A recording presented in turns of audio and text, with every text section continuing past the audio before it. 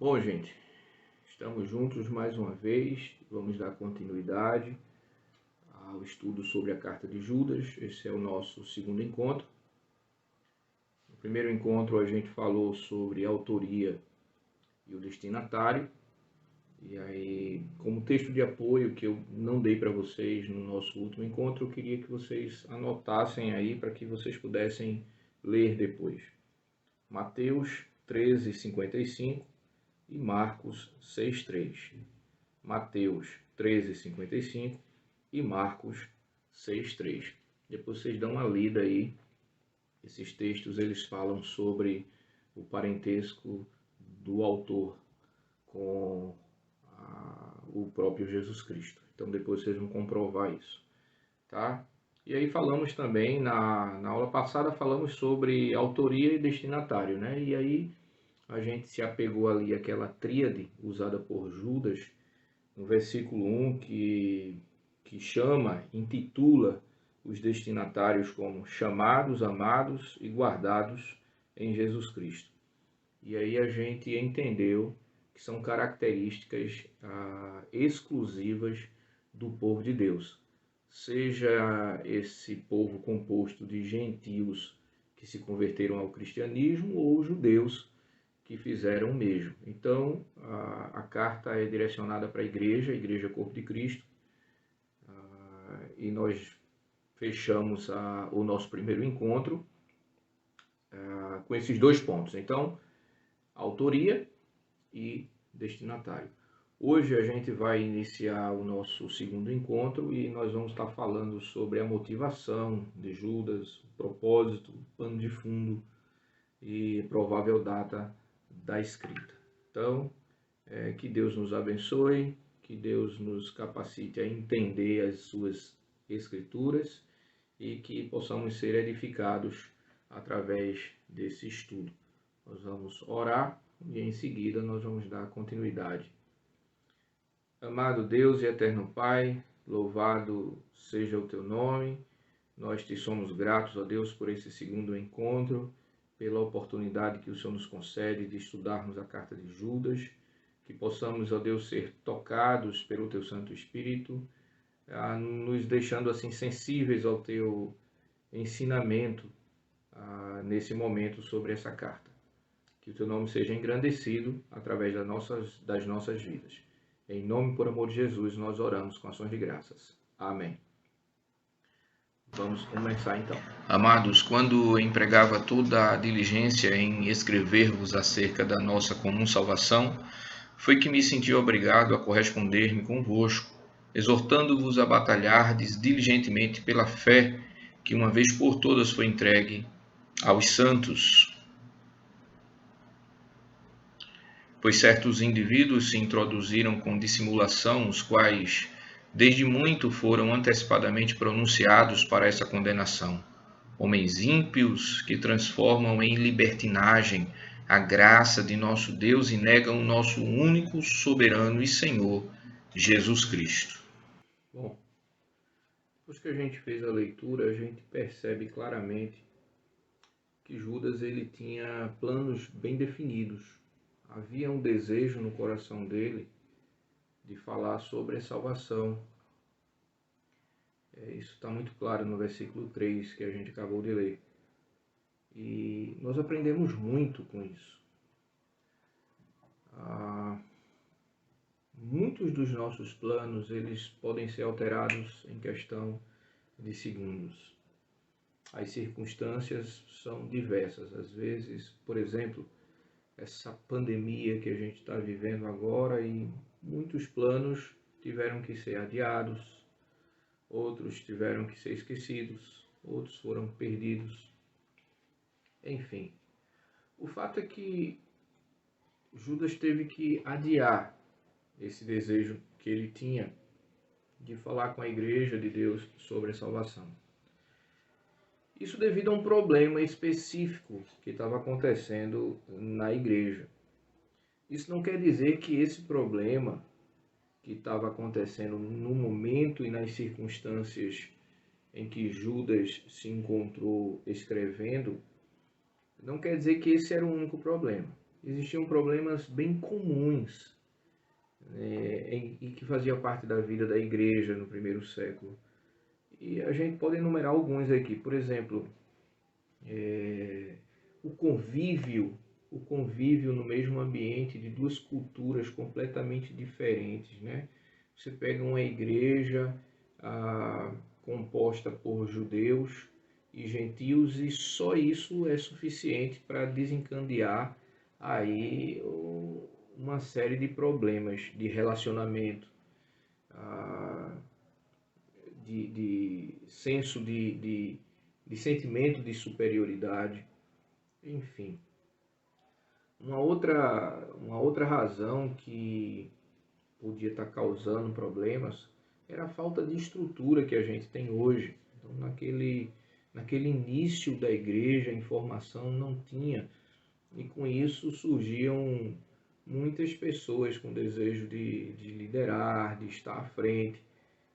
Hoje, com toda a bagagem que a gente tem acadêmica, hoje com toda a estrutura, nós ainda nos deparamos com pessoas que querem mandar, que querem ser líderes nas igrejas, e que a gente percebe de forma clara e direta que não tem o mínimo, o menor chamado, não tem um dom para estar exercendo determinado ministério, mas pela força que está ali, fica chateado. Então, imagina isso há 2000 anos atrás. Então, assim, um dos problemas que o Judas estava enfrentando, e a gente vai ver no decorrer aqui, era com relação a talvez liderança, mas com relação a grupos que se formavam dentro das igrejas, tentando colocar em dúvida a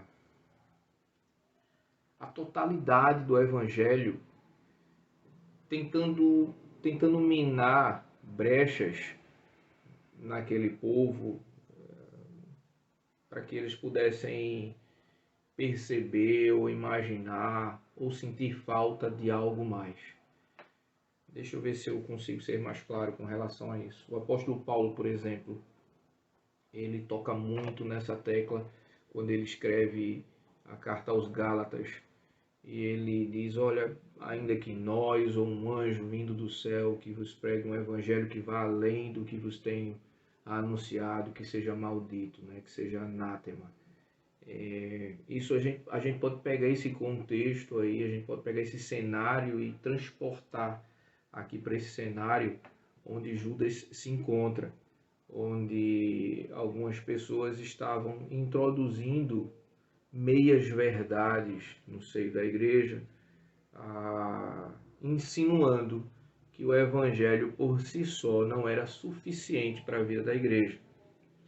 Surgiu há uma discussão muito grande com relação à data, mas surgiu um movimento chamado gnosticismo, e a gente vai ver um pouquinho mais para frente, e talvez essa ideia de somar conhecimento aos ensinos dos apóstolos, a agregar um valor humano àquilo que foi inspirado pelo Espírito Santo, talvez esse tenha sido a grande motivação de Judas ao escrever, ao abrir mão do seu desejo de escrever acerca da salvação e escrever essa carta com um outro olhar, vamos dizer assim. Mas o que me chama a atenção aqui nesses dois versículos, no versículo 3 e 4, além disso que nós conversamos até agora, é a realidade com relação à nossa falsa sensação de que temos o controle das nossas vidas. Então fica claro aqui que Judas tinha planos pessoais e que esses planos foram alterados. E muitos de nós, apesar de termos todo o controle, o aparente controle nas mãos, com relação a gastos, vamos imaginar uma viagem com relação a gastos, a hotéis que a gente vai ficar, a rota que a gente vai traçar ou que a gente já tem traçado. Ainda tendo todas essas informações, não significa dizer que nós vamos fazer a viagem, conseguir concluir a viagem. E fica muito claro aqui nessa passagem, onde Judas expressa o seu desejo de falar acerca da salvação, mas ele não leva adiante esse desejo, porque ele entende que é um desejo dele, e o desejo dele não está acima da vontade de Deus. Então aqui nós aprendemos algo nesse versículo 3, muito importante para as nossas vidas e que serve como base doutrinária. Se chama soberania de Deus. Então, apesar do Senhor respeitar e nos dar liberdade para sonhar, não significa dizer que os nossos sonhos acontecerão no nosso tempo e esses sonhos irão acontecer de acordo com a nossa vontade. Se os nossos sonhos forem também os sonhos de Deus, eles irão acontecer no tempo de Deus e na forma que Deus estabeleceu. Então, assim, é claro e evidente aqui que nós estamos ou podemos construir uma base doutrinária que fortalece o nosso entendimento com relação a o nosso Deus ser um Deus soberano. Abra sua Bíblia lá em Provérbios 16:1, vamos ler.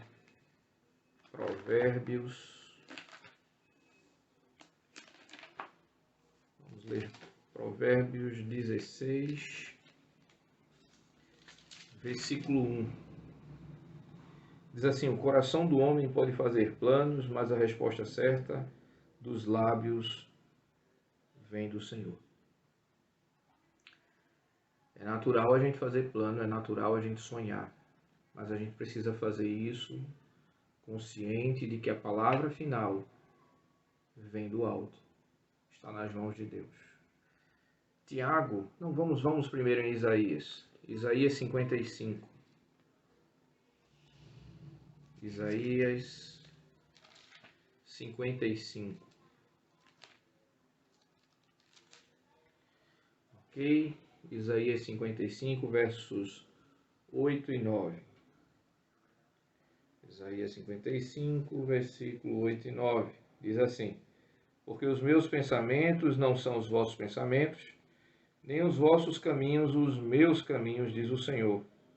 Porque assim como os céus são mais altos do que a terra, assim são os meus caminhos mais altos do que os vossos caminhos, e os meus pensamentos mais altos do que os vossos pensamentos. E por fim, como texto de apoio, a gente vai ler Tiago 4. Abra sua Bíblia lá em Tiago 4.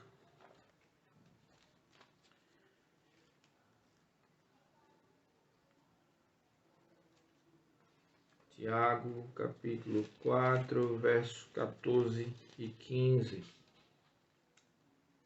Tiago 4, versos 14 e 15. Diz assim, queridos: vós não sabeis o que sucederá amanhã, que é a vossa vida. Sois apenas como neblina que aparece por instante e logo se dissipa. Em vez disso, devias dizer: se o Senhor quiser, não só viveremos, como também faremos isso ou aquilo. Então, queridos, fica claro aqui que essa experiência de Judas, naquela circunstância, reflete muito bem experiências que nós vivemos no nosso dia a dia.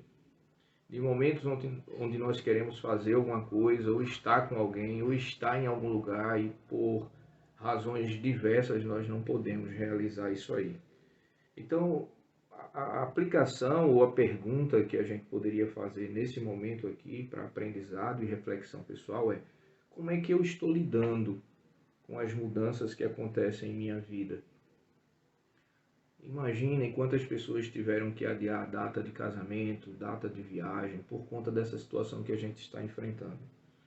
Eu e você, quantas mudanças foram sugeridas, estão sendo sugeridas e a gente precisa se sujeitar.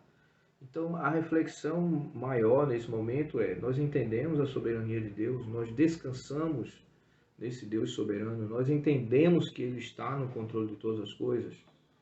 É muito importante a gente conseguir enxergar Deus por trás disso aí, porque isso vai fazer diferença no nosso agir, no nosso pensar e no impacto que essas mudanças também vão causar no nosso emocional. Judas ele conseguiu enxergar pelos olhos de Deus e não pelos olhos humanos.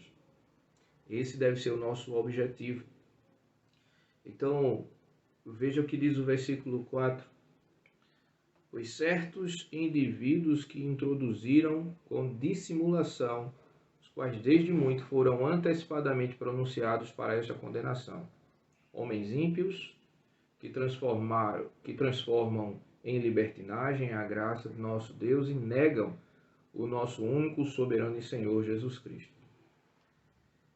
Bem, quando os nossos planos não acontecem, nós devemos continuar com disposição de servir a Deus, de seguir em frente, de fazer algo diferente, mas que o propósito final das nossas vidas seja para a glória de Deus. Gente, Judas tinha um desejo no coração, mas ele, em determinado momento, se sentiu redirecionado por Deus.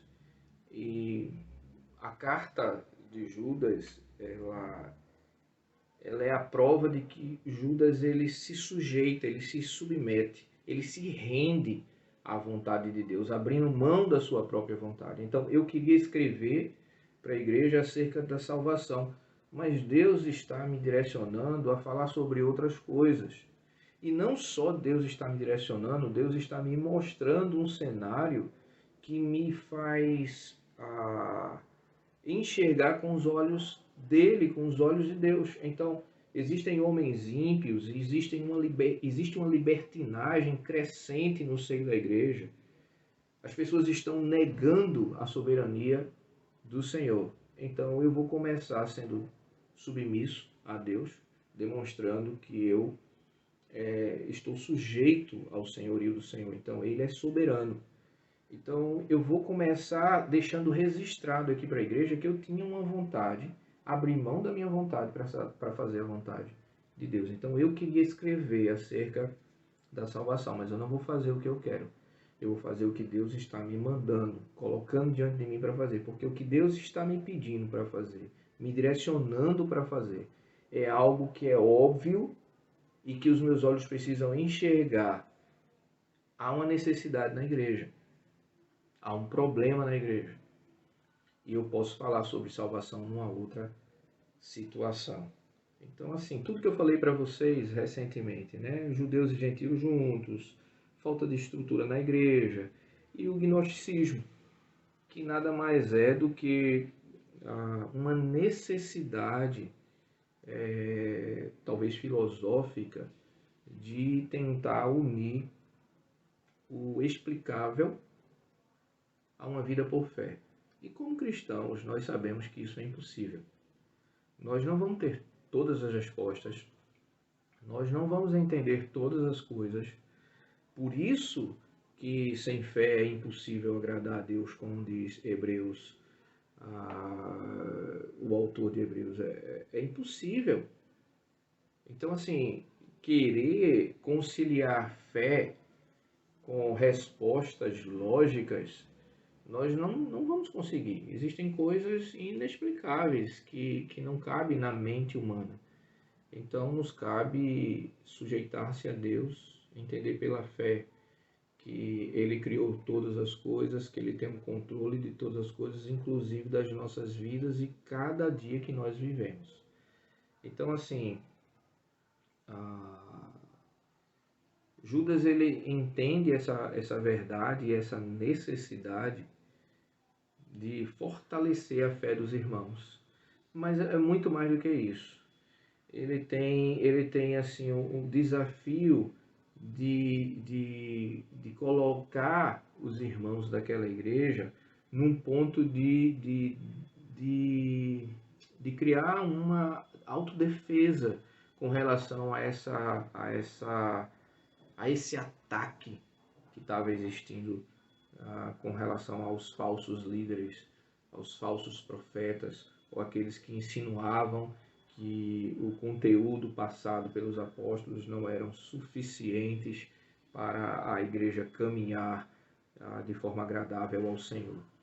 Então, assim, movido por isso, Judas então se dobra ao senhorio de Deus e discorre aqui uma carta que trata sobre os cuidados que a igreja deve ter com os falsos mestres, com doutrinas que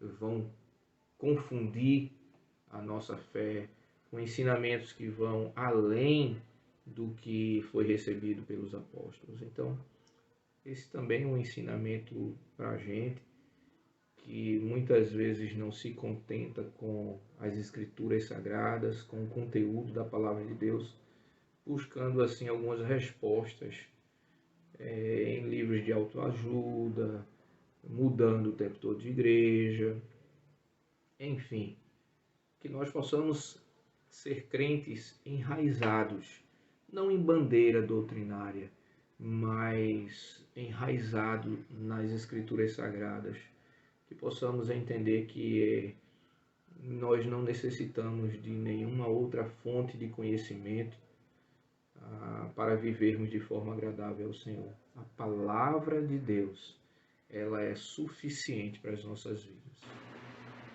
Depois de tratarmos sobre o cenário e as motivações de Judas, vamos falar agora sobre o segundo ponto, que é sobre o período. Vai ficar difícil a gente determinar uma data específica, uma vez que estabelecer uma data seria muito ousado da nossa parte, diante de algumas circunstâncias, de alguns pontos importantes que envolvem o cenário em que Judas escreveu. Existe uma grande semelhança entre a carta de Judas e 2 Pedro. Se você tiver a oportunidade depois de você dar uma lida, principalmente no capítulo 2 de 2 Pedro, você vai ver que a ênfase de Pedro ela está muito em sintonia com o conteúdo da carta de Judas. Há uma preocupação muito grande com a falsa liderança, com os falsos ensinos, com a introdução do algo mais dentro da igreja do primeiro século. Então, para a gente estabelecer uma data para Judas, a gente precisa considerar que os dois estavam olhando para o mesmo cenário, no mesmo ambiente, ou Pedro escreveu e Judas bebeu dessa fonte. Ou ainda a gente pode considerar que Judas escreveu e Pedro bebeu da fonte. Então, assim, eles estão muito interligados, há uma sintonia muito grande e acaba estreitando o conteúdo dessas duas cartas. Então, é inevitável que a gente não considere essa semelhança que há entre esses escritos para a gente poder começar a pensar num período. Então, assim, Pedro, ele, segundo os historiadores, Pedro provavelmente foi martirizado e faleceu por volta do ano 68 depois de Cristo. Então, a gente já começa a delimitar ali que Judas não pode ter sido escrito depois disso, porque ambos estavam olhando na mesma direção, conseguindo enxergar os mesmos perigos que a igreja vinha enfrentando. Então, assim, como a gente não pode determinar quem escreveu primeiro, se foi Judas ou se foi Pedro, a gente tenta estabelecer um período padrão que pode ser aplicado, inclusive, para as duas cartas. Então, esse período que a gente vai estabelecer aqui como possibilidade da data de escrita de Judas, ela pode ser aplicada tranquilamente para a carta de 2 Pedro. Tá? Uma outra coisa também que a gente deve considerar é que a partir da segunda metade do primeiro século, o gnosticismo começou a ganhar uma força muito grande, começou a ganhar mais adeptos, até porque essa mistura de judeus e gentios dentro dessa igreja ali do primeiro século, essa igreja Corpo de Cristo, causou muita insegurança em algumas pessoas, em alguns novos convertidos. E esse era o cenário propício para esses espertalhões invadirem as igrejas com algo novo a oferecer, e esse algo novo acabava sendo atraente para essas pessoas que estavam em dúvida, que estavam inseguros.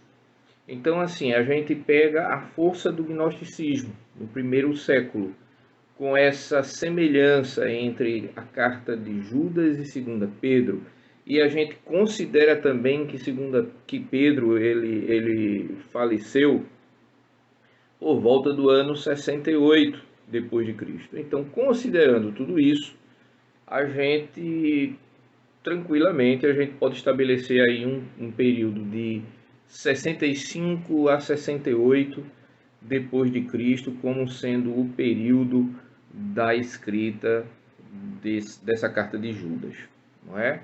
Então, caminhando para o fim desse nosso segundo estudo, nós falamos no nosso primeiro encontro sobre autoria e destinatários. No segundo encontro, que está sendo esse, nós estamos falando sobre as circunstâncias que motivaram e que levaram Judas a escrever a carta. E também estamos caminhando para o fim agora, considerando um provável período dessa escrita, ok? Então, no nosso próximo encontro, que será na próxima semana, a gente vai estar falando sobre 3 pontos. Vamos estar falando sobre o posicionamento de Judas no que diz respeito a ele demonstrar sua autoridade no decorrer da sua carta. Nós vamos estar falando sobre a importância da santificação e vamos estar falando também sobre a justiça de Deus. Então, esse terceiro encontro da gente vai ser um pouco diferente. No nosso primeiro encontro, nós falamos sobre 2 pontos. No nosso segundo encontro, nós estamos falando sobre mais 2 pontos. Mas no nosso terceiro encontro, nós vamos estar falando sobre 3 pontos. Eu espero que esses estudos estejam sendo edificantes, proveitosos. Para mim, particularmente, está sendo muito bom poder estar voltando a estudar a carta de Judas e meditar. E o fato de estar preparando esses estudos para vocês tem sido de muito proveito na minha vida. Então, eu espero que tenha sido um tempo bom esse segundo estudo da gente. E já queria desafiar vocês a não pararem, a não desistirem. Já estamos caminhando aí para talvez a metade da carta, né? No próximo estudo, nós vamos estar explorando mais versículos. Então, gente, vamos finalizar como sempre com uma oração, agradecendo a Deus por todo o tempo que temos estado com Ele e por todo o aprendizado que Ele nos tem presenteado através da sua Escritura. Pai amado e eterno, nós te agradecemos mais uma vez, Senhor, pelo privilégio que o Senhor nos concede de entrarmos em Tua presença através da oração, de mantermos comunhão uns com os outros através das Escrituras Sagradas, que é a Tua palavra viva, que é essa palavra que não volta vazia, que é essa palavra que transformou as nossas vidas, que muda corações, que transforma nações, ó Deus. E hoje, mais do que nunca, na situação em que nos encontramos, nós precisamos dessa palavra para avivarmos essa nação, para fortalecermos esse povo, para reacendermos a chama da esperança, ó Deus. Que não estejamos focados em homens, em governos, em medicamentos, em projetos, mas que o nosso olhar possa se voltar para o alto. Então, ó Deus, nós finalizamos esse tempo hoje, clamando que o Senhor redirecione o nosso olhar para o alto, para o alto, ó Deus, e que a nossa expectativa de cura, a nossa expectativa de refrigério, a nossa expectativa, ó Deus, de calmaria e de recuperação possa estar única e exclusivamente no Senhor. Em nome e por amor a Jesus nós oramos com ações de graças. Amém. Que Deus nos abençoe.